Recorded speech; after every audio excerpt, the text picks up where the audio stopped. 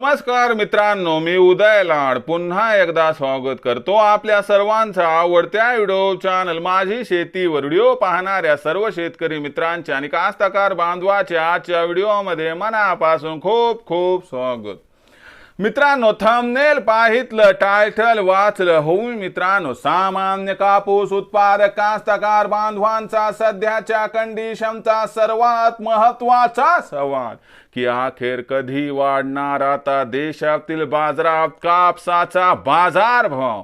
सध्याच्या कंडिशनचा हा सर्वात महत्त्वाचा सवाल की अखेर कधी वाढणार आता देशातील बाजारात कापसाचा बाजारभाव। हा सवाल तुमच्या मनातला, हा सवाल माझ्या मनातला आणि आज भारतवर्षातील सामान्य कापूस उत्पादक कास्तकार बांधव या ठिकाणी विचारायला लागलाय की अखेर कधी वाढणार आता देशातील बाजारात कापसाचा बाजारभाव। हा जो सध्याच्या कंडिशनचा सर्वात महत्त्वाचा सवाल आहे। जर या सर्वात महत्त्वाच्या प्रश्नाचा अचूक उत्तर आपणास जाणून घ्यायचा असेल तर कृपया आपण सर्वांनी व्हिडिओ सुरुवातीपासून आता शेवटपर्यंत नक्की पाहावा। व्हिडिओ शेवटपर्यंत पाहत असताना आपल्या सर्वांना व्हिडिओ मनापासून आवडला तर जरूर या व्हिडिओला इथं एकदा लाईक करा।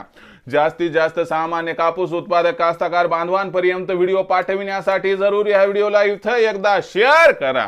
सबस्क्राइब करून धरून नोटिफिकेशन बेल ऑल करा, याच्या येणारा प्रत्येक व्हिडिओ हा आपल्या सर्वांना या ठिकाणी सतत मिळत राहतो।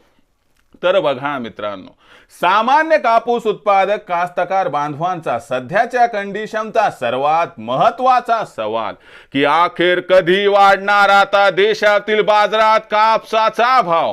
हा सवाल जो सध्याच्या कंडिशनला तुमच्या मनात आहे, जर या प्रश्नाचा आपल्याला अचूक उत्तर जाणून घ्यायचा असेल तर सध्याच्या कंडिशनला देशांतर्गत आणि आंतरराष्ट्रीय बाजारात कापसाची बाजारभाव पातळी कशी आहे हे बघणं गरजेचे। त्याचबरोबर देशांतर्गत आणि आंतरराष्ट्रीय बाजारात सध्या कापसाची मागणी पुरवठ्याची स्थिती कशी हे पण बघणं गरजेचे आणि या सर्वांचा एकंदर व एकत्रित परिणाम कापसाच्या भावावरती भविष्यात कसा होणार आणि या परिणामा अखेर आपल्याला कधी कापसाचा भाव वाढताना दिसणार, या प्रत्येक प्रश्नाचं घेऊयात चला आता सविस्तर उत्तर। पहिल्यांदा बघा आंतरराष्ट्रीय कापूस बाजारभाव। तर बघा मित्रांनो, आंतरराष्ट्रीय बाजारामध्ये कापसाची बाजारभाव पातळी ही सातत्यानं 69 सेंट्स पासून 71 सेंट्सच्या दरम्यान आहे। भविष्याचा विचार केला तर डिसेंबर जानेवारी महिन्यात आंतरराष्ट्रीय बाजारात कापसाच्या भावात सुधारणा दिसणार याबद्दल दुमत नाही, परंतु कापसाच्या भावातील ही सुधारणा फक्त आपल्याला 72 सेंट्स पार कापसाला घेऊन जाताना दिसेल। पण जानेवारी महिना संपता जर कापसाचा भाव आंतरराष्ट्रीय बाजारात 75 सेंट्स पर्यंत पोहोचला तर मला वाटते आश्चर्य वाटायला नको आणि याचाच कुठेतरी फायदा आपल्या देशातील कापसाच्या भावाला इथं मिळताना दिसू शकतो। आता देशातील कापूस बाजारभावाचा विचार केला तर देशामध्ये कापसाची बाजारभाव पातळी 6600 ते 7300 च्या दरम्यान आहे। लक्षात घ्या की सध्या कसं आहे की महाराष्ट्रामधील निवडणुका ज्या आहेत त्या निकाल त्यांचा जो लागणार त्याच्यानंतर कापसाची दशा आणि दिशा आपल्याला निश्चित दिसेल। यामुळे कुठेतरी कापूस जो उत्पादक कास्तकार बांधव आहे तो सध्या शांत आहे, जिनिंगवाले पण शांत आहेत, भविष्याची वाट सगळेजण बघत आहेत। पण निवडणुका संपल्यानंतर वातावरण जेव्हा सेटल होईल तिथून पुढे आपल्याला कापसाच्या मागणी आणि पुरवठ्यात तफावत दिसणार, कारण कसं आहे कापसाचं यंदाचं उत्पादन निच्चांकी स्तरावर राहणार आहे। दुसरीकडे कापसाचा शिल्लक साठा कमी आहे, म्हणजे डिसेंबर महिन्यापासून जिनिंगवाले मोठ्या प्रमाणात कापसाची खरेदी करणार याबद्दल देखील शंका नाही। या सर्वांचा एक अनुकूल परिणाम कापसाच्या भावावरती दिसू शकतो आणि याच्यामुळे डिसेंबर आणि जानेवारी महिन्यात कापसाच्या भावात तेजी येऊ शकते। जानेवारी महिन्याच्या शेवटपर्यंत जर कापसाचा बाजारभाव 8000 पर्यंत पोहोचला तर अजिबात आश्चर्य वाटायला नको, असं आहे जाणकारांचं इथं स्पष्ट मत। विक्रीचा विचार करत असाल तर मला वाटते सध्याची वेळ म्हणजे येते 15 ते 20 दिवस कापूस विक्रीसाठी अनुकूल नाही, पण भविष्य मात्र कापसाचं ओके आहे, ठीकठाक आहे असं म्हणायला हरकत नाही।